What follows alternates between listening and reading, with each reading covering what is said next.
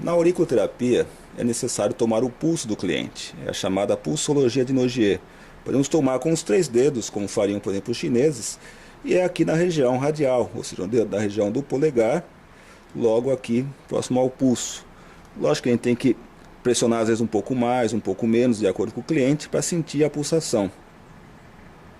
Quando a gente acostuma com o pulso, a partir daí, sempre que nós passarmos um estímulo por uma região que estiver em desequilíbrio, por exemplo, uma zona reflexa, seja na orelha, na mão ou nos pés, o pulso dá um pequeno sinal assim.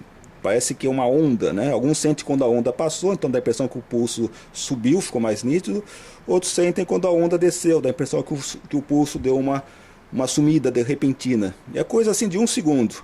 Isso já é suficiente para nós sabermos escolher, digamos assim, o local exato de onde fazer as aplicações. Continuando tomando o pulso, eu estou aqui com uma ponta metálica. Isso aqui é um bastão, um palpador de pressão vendido em qualquer loja de acupuntura. Ele tem uma molinha aqui, ele não fura. Poderia ser outra ponta metálica. A ideia é funcionar como se fosse uma anteninha, digamos assim. E eu vou pesquisar aqui, lembrando que é uma zona reflexa. Até a gente pode imaginar que um bebezinho de cabeça para baixo, aqui estaria a cabeça, aqui estaria toda a região da coluna, tá vendo? O pescoço, meio das costas, lombar. Aqui estaria a mão, aqui estaria os pés, as pernas, aqui os órgãos internos. Nós vamos nos ater ao que seria equivalente aos meridianos em relação aos 5 movimentos chineses. Então vamos ver os movimentos madeira, o movimento terra, o fogo, a água e a rocha, o metal, né? Então vou pesquisar aqui. Essa região aqui em cima é a região do meridiano dos rins. O pulso dela até deu um sinal razoável.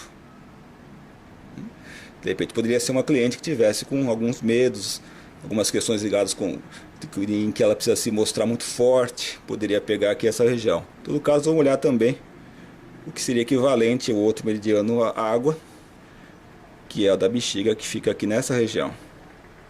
Não reagiu tanto quanto dos rins. Já que eu estou aqui, vamos pegar também aqui a região.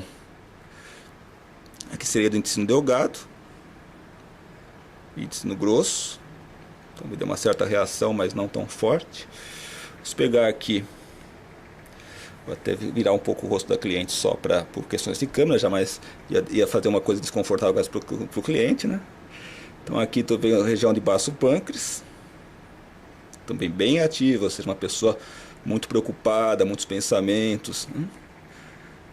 Aqui a região do fígado, de uma certa raiva ainda, a vesícula, mas não está ainda tão forte quanto os pensamentos. O estômago também tem a ver com também o mesmo movimento do baço pâncreas, que seria o movimento terra, também bem ativo em relação ao pulso. Pulmão, uma tristeza considerável aqui. Mas os que mais deram sinais aqui foi realmente o do baço pâncreas e o do pulmão, que são os que nós vamos trabalhar aqui.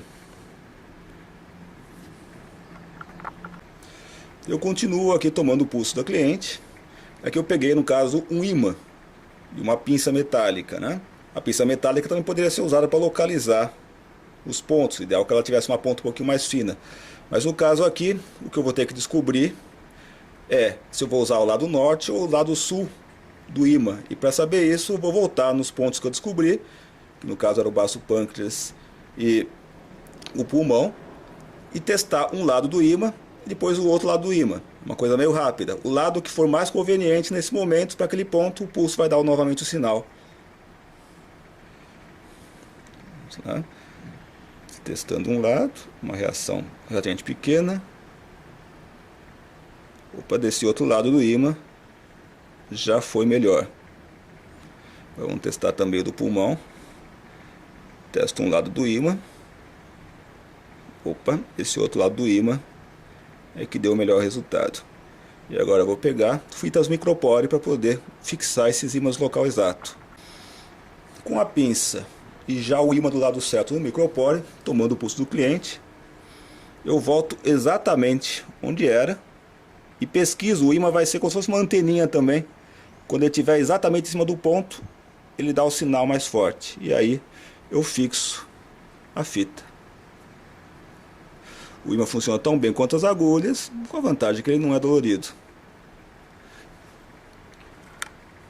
Agora tem o outro ponto, mesmo procedimento, com a fita micropore e o ímã já do lado certo, dado que foi escolhido pela pulsologia. Novamente tomo o pulso, aproximo agora da região do baço pâncreas e onde for exatamente o local certo, o pulso dá um novo sinal. Aí eu fixo novamente com o micropore e posso, claro, só dar um acabamento colocando uma outra fita para segurar melhor. E esses nós vamos ficar até o atendimento seguinte, que é daqui a uma semana, né? Se fosse questão assim, o ideal é que a pessoa tome cuidado para não arrancar os ímãs. Se ela for esfregar um cotonete, ela vai arrancar os ímãs, ou agulhas, ou o que tivesse aqui, né? Então, mas o ideal é que ela tome banho e de repente só dê uma enxugadinha assim com a toalha, suavemente, né? Mas se arrancar também não é que vai causar algum dano, na verdade, só vai estar diminuindo o tempo de estimulação e talvez precise até de mais frequência, digamos, de atendimento, né? O ideal é que ela realmente permaneça até a sessão seguinte, quando a gente vai tirar todos eles e começa de novo. Cada sessão é como se fosse uma nova.